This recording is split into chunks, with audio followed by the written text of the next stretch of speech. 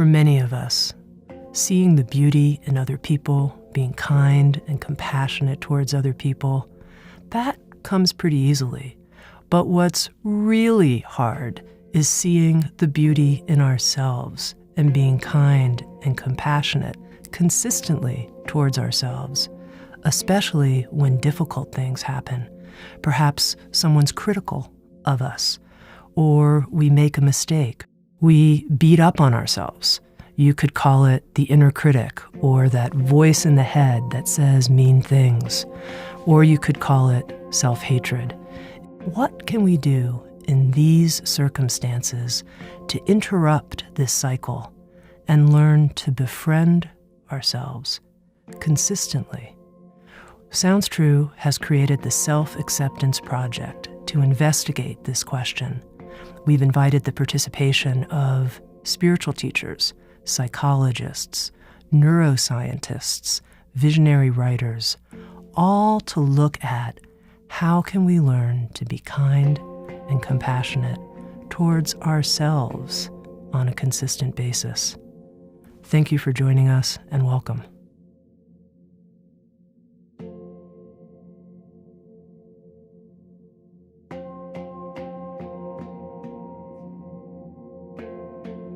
This episode features Jay Earley, a transformational psychologist, psychotherapist, group leader, author, teacher, and theorist.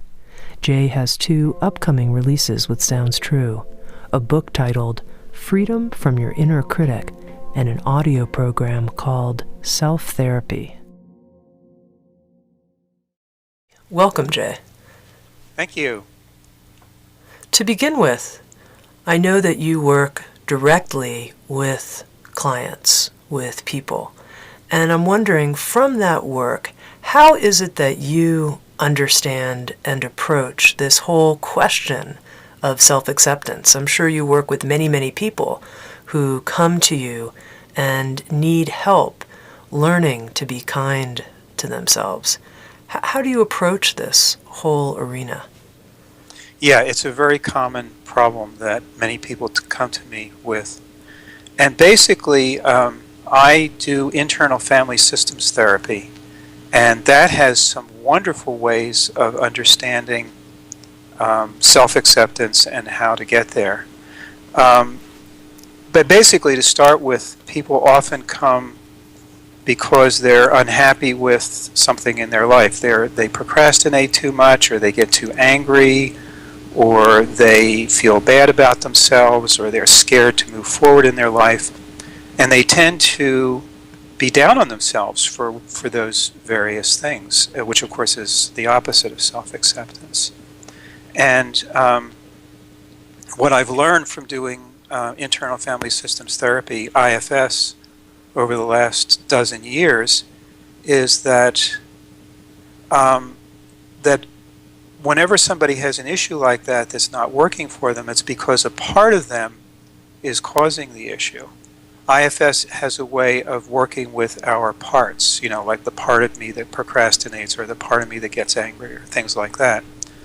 And the beautiful thing that I've discovered using IFS, and that is known in IFS and also with other forms of therapy that work with parts, is that all of our parts have a positive intent for us. Even the part that procrastinates and causes us difficulties at work, or the part that gets too angry and causes us difficulties with our friends or our family, those parts nevertheless are doing whatever they're doing because they're trying to help us in their own distorted ways. And so once you see that, and you actually get to know, you can easily, using IFS, you can easily get to know a part that you may not like. You may not like the part that feels bad about yourself, or the part that is scared to move ahead. But once you get to know that part and find out what it's actually trying to do for you, then it's very easy to be accepting of that part. So that's one way to look at self-acceptance, is that it's actually the ability to accept all your parts and to be open to them and interested in them. And IFS has a wonderful way of doing that. Now let's talk a little bit more about that, being willing to accept all of these different parts. In the IFS model, does a person have a certain number of parts, or could I have hundreds? I mean, a very splintered person, hundreds of different parts? Well, I would say most people have. I mean, I know when I first started learning IFS, and I applied it to myself, and I started exploring my parts. I kept track of them, and I got up to about 50. And I'm not a particularly fragmented person. So, yeah, we all have lots of parts. There's no particular number, but and everybody's different. You don't necessarily have to work with all of your 50 or however many parts in order to make big changes. But, yeah, we all have lots of parts. And in the IFS model, is there something that could be called the capital S self? Is there a true self, or am I just these 50 different parts? No, exactly. In fact, that's one of the main things that leads to self-acceptance, is that in addition to all the parts, there is the self, which is who we truly are when we're not taken over by any of our parts. And it's actually not that hard for most people to access their self, their capital S self. And the self is a place of self-acceptance, of compassion, of open curiosity about your parts, of connectedness, of calmness.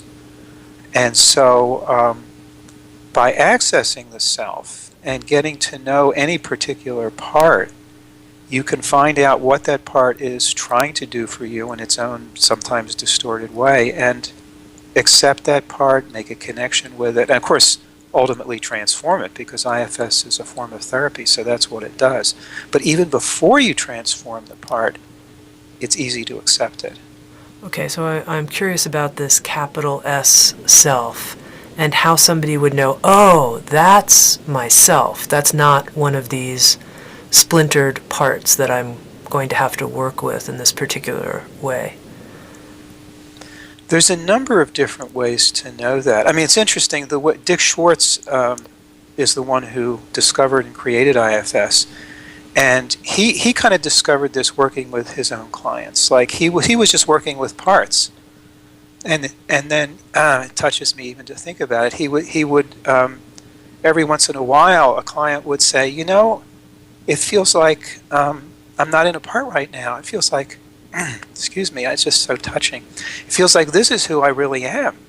It's like, and from here I feel open, and I feel, compassionate, and it's a different sense. It's a different internal sense, a sense of being home, a sense of being open, and so there's ways to know it. It's similar to the place you get into when you meditate. But also in IFS, you can determine whether you're in self by simply checking to see how you feel toward a certain part.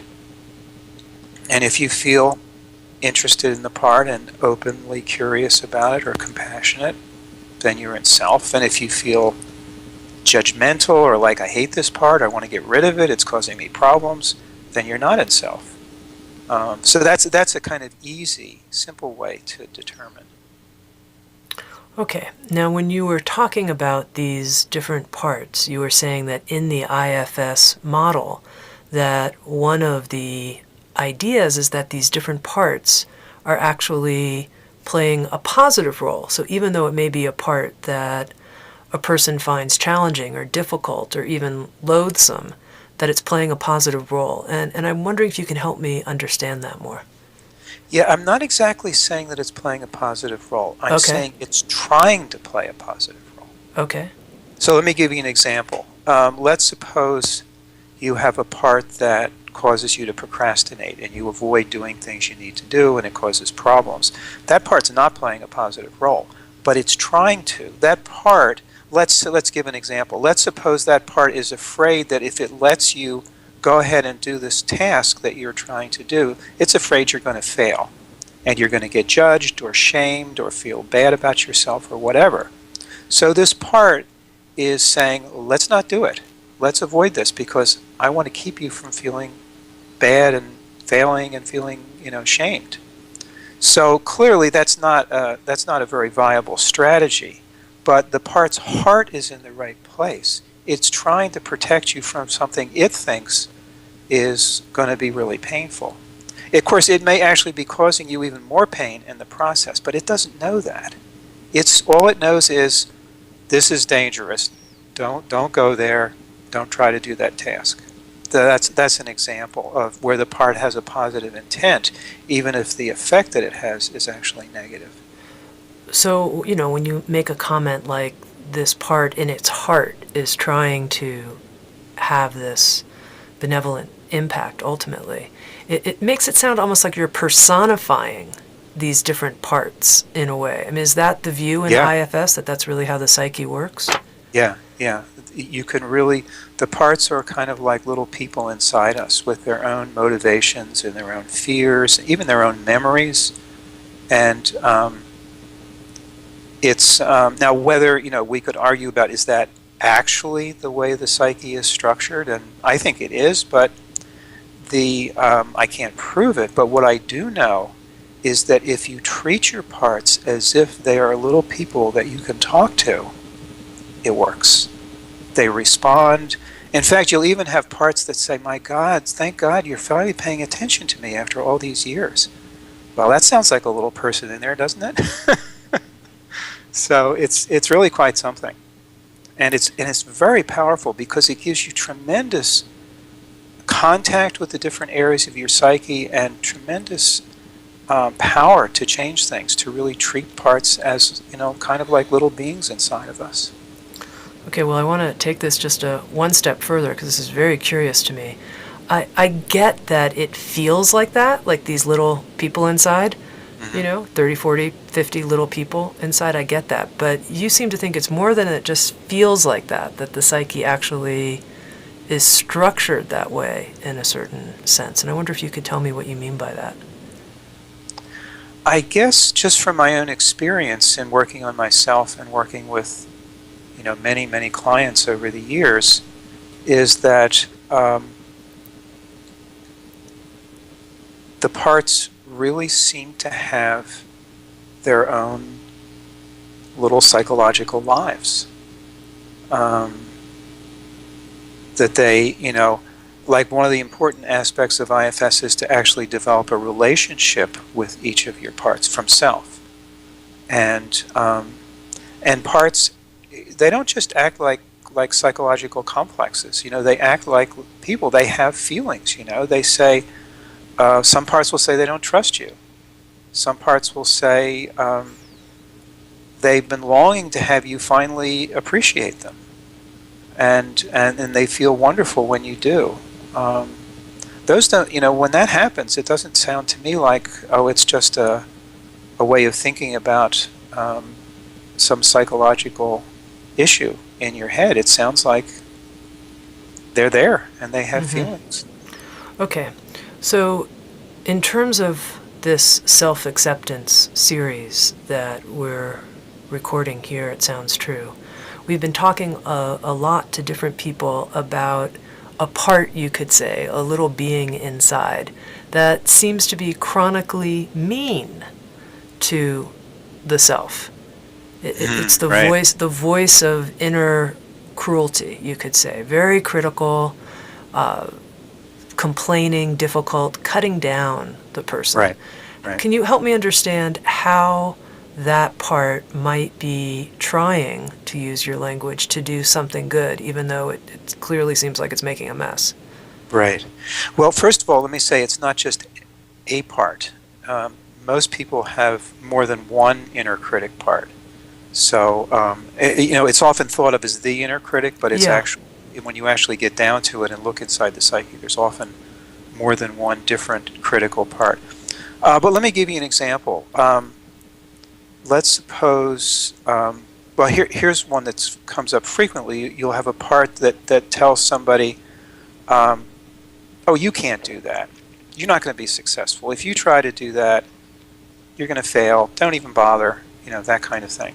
That's a typical kind of inner critic attack, you might say, or message. In some cases, a part like that would be giving somebody that message because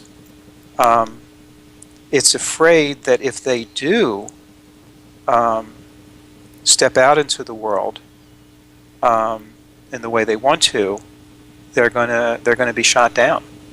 And so this part figures, well, better make them insecure so they don't take that risk. Or here's another one. Let's suppose you have a part that says, you got to really work hard. You're lazy. You're not working hard enough. What's the matter with you? Why don't you get going and do that? But I know you can't, and that kind of thing. That's another typical inner critic message. Sometimes when you get to know that part, it will tell you, I'm doing this because I'm trying to get you to work hard, so you'll do things well, so your father won't criticize you.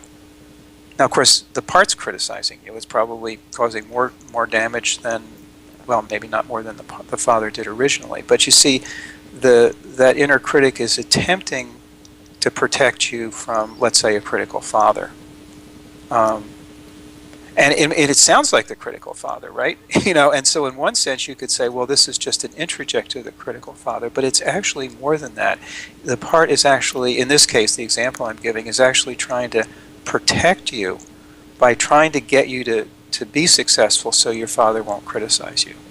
Of course, it doesn't work that way. With a part like that, it probably prevents you from being successful. But again, the part doesn't realize that. It's doing what it can to protect you from what it sees as a lot of pain. Now, Jay, you said something very interesting, that in the work that you do, you don't see that there's one inner critic, one inner part that is this inner critical voice, but that there could be several parts carrying these critical messages. How did you come to that discovery? You're the first person that I've talked to in this series who has made that statement. All of the other people I've spoken to have just described, there's this inner critical voice, and they're just talking about it as one presence in the psyche. Well, I guess that's just from the experience of doing IFS work, because in IFS, we don't just kind of generally notice voices. We actually go in and find out exactly what part, any voice that a person hears, we find out exactly what part that is. And IFS clients learn to differentiate one part from another, not just critical parts, any kind of parts.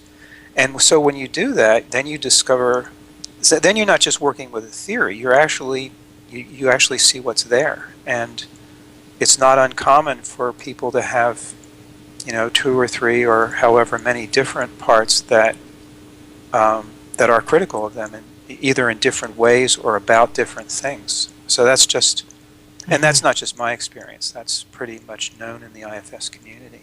Mm-hmm. And in other communities, like in the voice dialogue community, I'm sure they would have the same idea probably. Now, what's the explanation for how these different parts come into being? Because of course, as you're speaking, I'm reflecting on my own inner parts, these different personalities, what I might call them, what these beings inside me are like, all these different parts, and I can imagine the listener doing the same, and we could compare notes. And where did the listener's parts come from, and where did mine come from? Well, generally, a part will, these parts in IFS are known as protectors. The inner critic parts are just one kind of protector. There are many kinds of protectors. But protectors basically arise in order to try to protect us from underlying pain, the pain of another type of part, which is called an exile in IFS. And so whenever there is, actually there's a couple different ways a protector can come about. One is sometimes in an original childhood situation where somebody is being hurt or harmed or neglected or something, and there's a part that's in a lot of pain, that at the same time a protector will arise to try to protect you from the pain, because especially when you're a vulnerable child, pain can be overwhelming, especially if you don't have anyone there to help you process it and to support you through it. And so often the only way to get through the pain is to block it away, And so a protector will arise to to keep the person from being overwhelmed by the pain. Or if the person's in a situation where they're being hurt in some way by somebody, by a parent or somebody else in their environment, then a protector will arise to try to protect the child from being hurt. I mean, it often doesn't succeed, but it tries. And then they can also, come in later in life, when there's underlying pain that's coming up for various reasons. Protectors can come in then to try to protect us again from being flooded with too much pain. So in the internal family systems theory mapping, there are protectors, there's exiled parts, and then there's the self. Are those the big components? Yeah. And can you tell me a little bit more about the exiles? Exiles are, exiles are child parts that hold pain, as a result of traumatic incidents or harmful relationships or neglectful relationships in childhood. I mean, it's usually childhood. It's not always childhood. It can be, if you have a traumatic incident as an adult, you will have an exile as a result of that too. But it's usually childhood stuff. Okay. And so these three components, protectors, exiles, and the self, the capital S, self. And here we are, we're talking about self-acceptance. And as you described the capital S self, that seemed an easy place to rest once you can find it and touch it and know how to be there. How in IFS do we relate to the exiles and the protectors? Well, basically, the self is naturally interested in connecting with all of our parts. When you're in self, you're naturally curious and compassionate about the pain that the exile carries and that the pain that the protectors are trying to protect you from. So so when you're in self, it's pretty easy to focus on any particular part and get to know it and find out, what it's trying to do for you, including our inner critic parts. So paradoxically, even though the inner critic parts don't accept us, we can accept them. And as a result of accepting them and then following through in the rest of the IFS process, the inner critic parts can actually be transformed from, their dysfunctional role of criticizing us into a healthier role of being there to help us grow or see what we need to look at, but in a constructive, encouraging way. Or sometimes they'll take an entirely different role, even. Okay, so maybe it would be helpful to take an example. If there's an example of, let's say, a difficult part, I'll pick one. Let's say a part that says to me, you shouldn't have eaten that. You shouldn't have eaten that. Why did you eat that? Come on, you shouldn't. You said just a few hours ago you were going to start your diet then. It's not even 24 hours later. Okay, that's the part. Right. How does the self in me relate to that part in a healing way?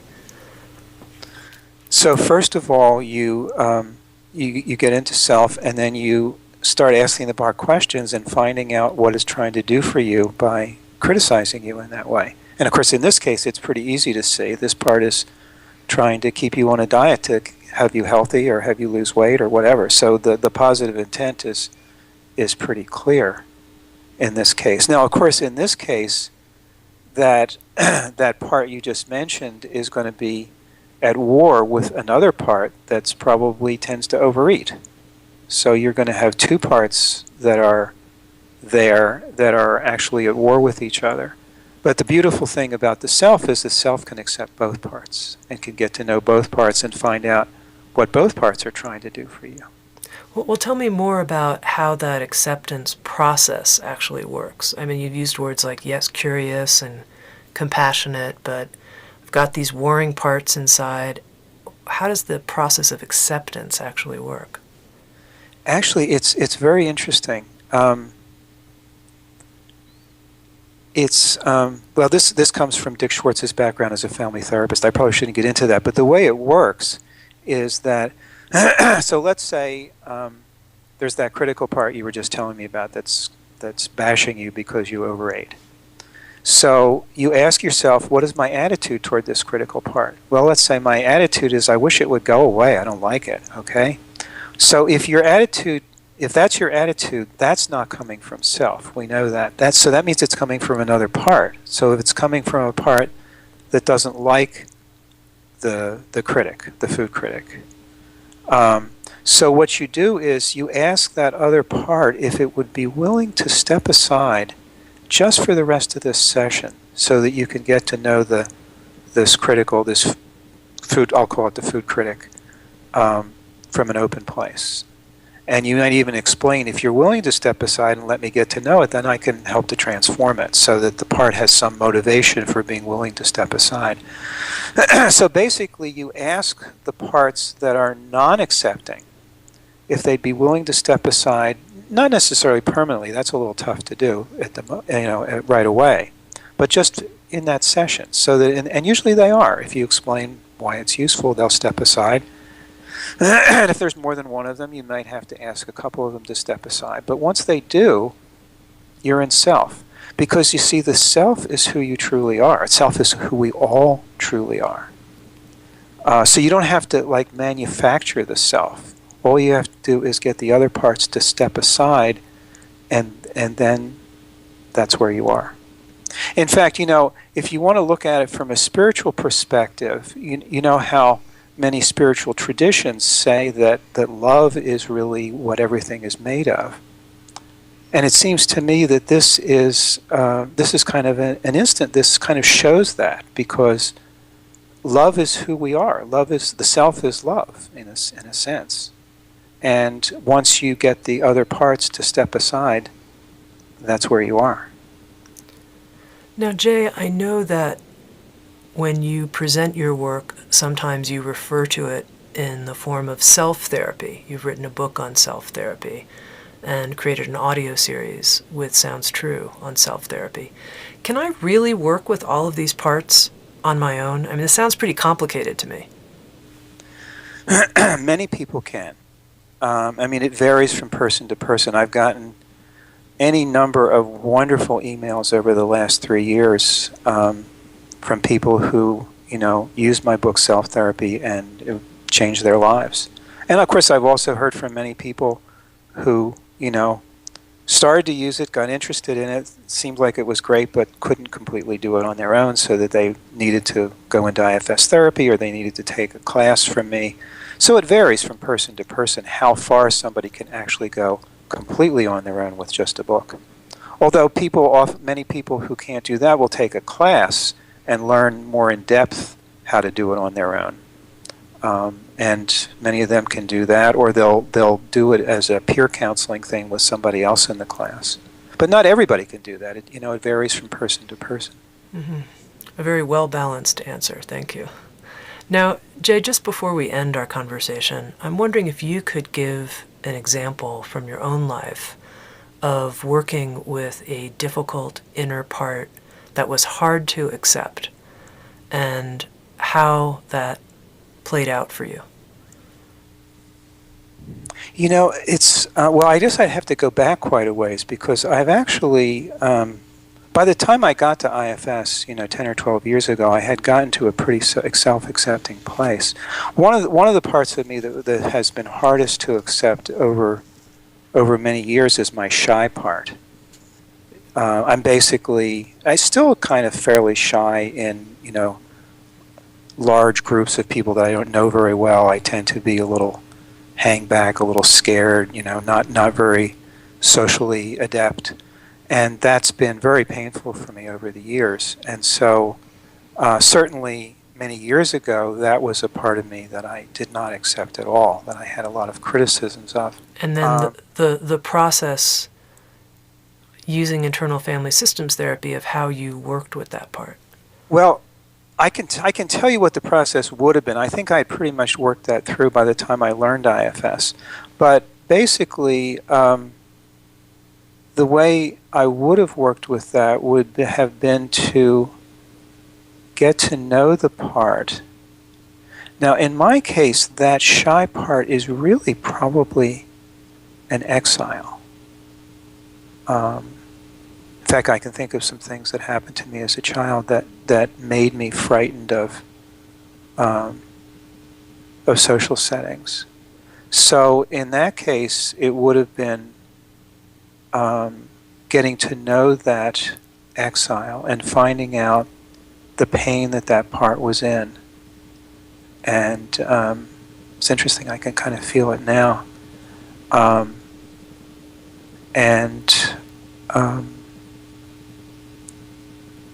If I did notice at that point a part of me that was judging that part for being shy and, socially backward and all that, I would just ask that part if it'd be willing to step aside. And that would pretty easily happen, and then I would end up, in a hard place where I could just be accepting of that exile. Now, of course, that's only the first step, because after all, as I said, so there's it's interesting, there's sort of two steps to this process. One is, in the moment, getting the parts to step aside that are not accepting. But then you go through the rest of the process to actually heal the parts, including healing the parts that might not be self-accepting. And then that's a sort of more permanent kind of self-acceptance that comes out of that isn't just for that moment in the session, but kind of lasts in a more permanent way. Can you unpack that a little bit for me when you say healing the parts? How does that happen? Yeah, right. Sorry, I didn't. There's a lot to that. Yeah.